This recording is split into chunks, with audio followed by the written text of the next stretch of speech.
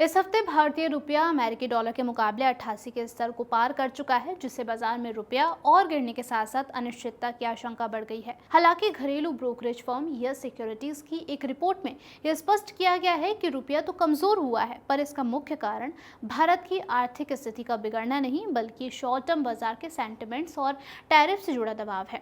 Report में बताया गया है कि रुपये का 88 के पार जाना टैरिफ आधारित भावना का नतीजा है, न कि भारत की अर्थव्यवस्था की कमजोरी का संकेत, और इसीलिए इस संभावना कम है कि आगे जाकर रुपया इससे और ज्यादा गिर जाएगा।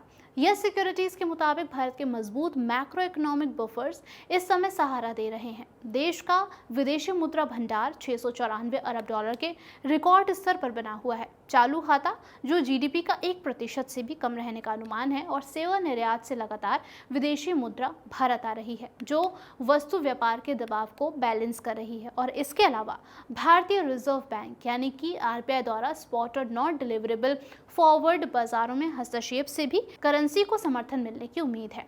रिपोर्ट में रियल इफेक्टिव एक्सचेंज रेट का भी विश्लेषण किया गया है, जो जुलाई में 100 पर था और जो अपने लंबे समय के औसतन से जो है वो नीचे चल रहा है। इसका मतलब ये है कि रुपया ओवर वैल्यूड नहीं है और अगस्त में गिरावट के बाद ये सामान्य स्तर पर वापस आ सकता है। रिपोर्ट ये भी कहती है कि आईएनआर का यूएसडी पर 88 से ऊपर टिकना कम संभावित है और आने वाले समय में ये 86.5 से 88 के बीच स्तर रह सकता है, जब तक कि टैरिफ या फिर जियोपॉलिटिकल तनाव में कोई भी नया उछाल या फिर कुछ नया मोड़ नहीं आ जाता। हाल ही में अमेरिका ने भारतीय एक्सपोर्ट पर लगाए गए टैरिफ को 25 से बढ़ाकर 50% कर दिया, जिससे विदेशी मुद्रा आने की मात्रा घट गई।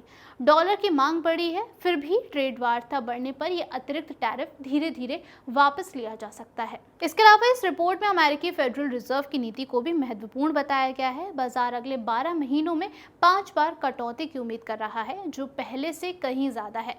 फेड रेट में कटौती और भारत में उच्च रियल यील्ड विदेशी निवेशकों को आकर्षित कर सकता है, और संयोग से देखा जाए तो भारत में जो महंगाई यानी कि इन्फ्लेशन है वो अभी काबू में है। आरबीआई ने वित्त वर्ष 2026 के लिए सीपीआई औसतन 3.1% रहने का अनुमान लगाया है, जो वास्तविकता में 20 बेसिस पॉइंट कम हो सकता है। वित्त वर्ष 2027 में सीपीआई 4.2% रहने का अनुमान है, और अगर महंगाई कम रहती है तो आरबीआई ब्याज दरों में 25 बेसिस पॉइंट की कटौती कर सकता है, और आगे और भी ज्यादा कटौती होने की यहाँ पर संभावनाएं नजर आती हैं। इसके साथ ही रिजर्व बैंक की रिपोर्ट में एस&पी ग्लोबल रेटिंग द्वारा भारत की लॉन्ग टर्म सोवरेन रेटिंग को BBB में अपग्रेड करना एक सकारात्मक संकेत माना गया है, जो भारत की मजबूत ग्रोथ, विश्वसनीय मौद्रिक नीति और वित्तीय अनुशासन को दर्शाता है।